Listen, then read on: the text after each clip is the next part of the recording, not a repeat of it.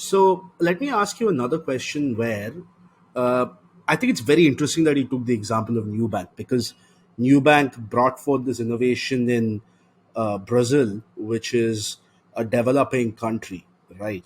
So a key difference between a developed and a developing economies is developing country is how their institutions and how their markets are organized and how these various actors engage with each other. And so, based on how you have seen firms provide services to customers, my question is, what do you think are the differences between developed markets and developing markets when they're trying to create products and services across the value chain for customers? That's a great question. I think one of the big things that comes to mind is the issue of access. In the United States, where I live, and I live in the state of California, one of the richest states of the United States, uh, access is not a big problem for products or services, right? Whether you're in the upper class or middle or lower classes, you have access to many products or services. It depends on how much you're willing to pay for it.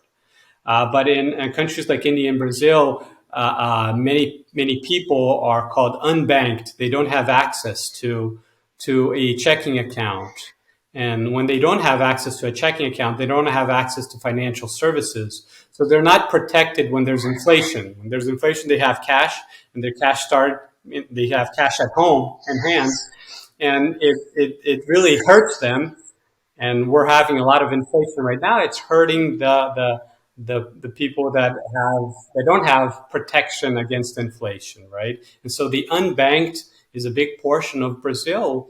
And in these countries, having access to credit is super important.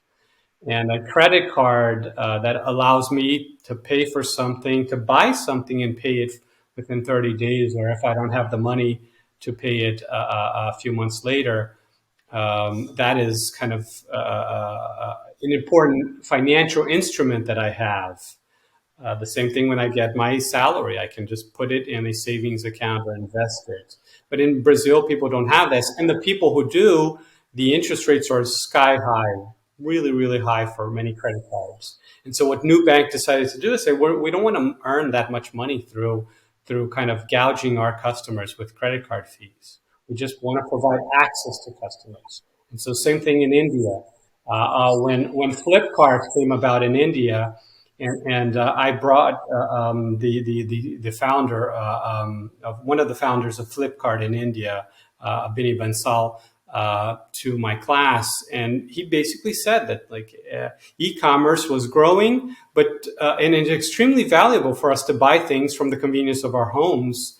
But at the time in India, about 10 years ago, if you didn't have access to payments, it was very hard to buy online if you didn't have a credit card. And it was hard to sell online because most mom and pop shops that have products to sell, they couldn't have access to a website that they could kind of take payments and offer ship products and so on and so forth. So his idea was to provide access to buyers and sellers to be able to transact online.